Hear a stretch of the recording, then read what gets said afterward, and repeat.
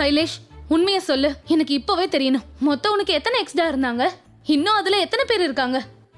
அடையன் செல்ல காவியா, இந்த உலகத்துல சைலேஷ்னு நான் மட்டும் இல்ல, நிறைய பேர் இருக்காங்க. அது வேற ஏதோ சைலேஷ், காட்டு கோழி. இது உன்னோட சைலேஷ். அப்புறம் ஜித்தின் எதுக்கு உன் பேரை சொன்னா? அத அவங்கிட்ட போய் கேளு. எனக்கு எப்படி அதெல்லாம் தெரியும்? சரி, அதை விடு. எனக்கு இப்பவே தெரிஞ்சாகணும் உனக்கு மொத்தம் எத்தனை எக்ஸ் இருக்காங்கன்னு.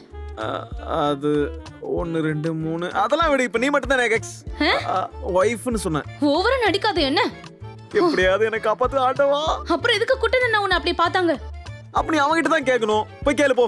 It was just a casual relationship, மீனுக்குட்டி. It was just a casual relationship, மீனுக்குட்டி. பேசாத நீ. உனக்கும் தானடி நிறைய இருந்துச்சு. நிறையவா? ஒண்ணுதான். அதையும் நான் உன்கிட்ட சொல்லிட்டேன். நான் ஏதாவது மறைச்சிருக்கனா? இல்லல்ல.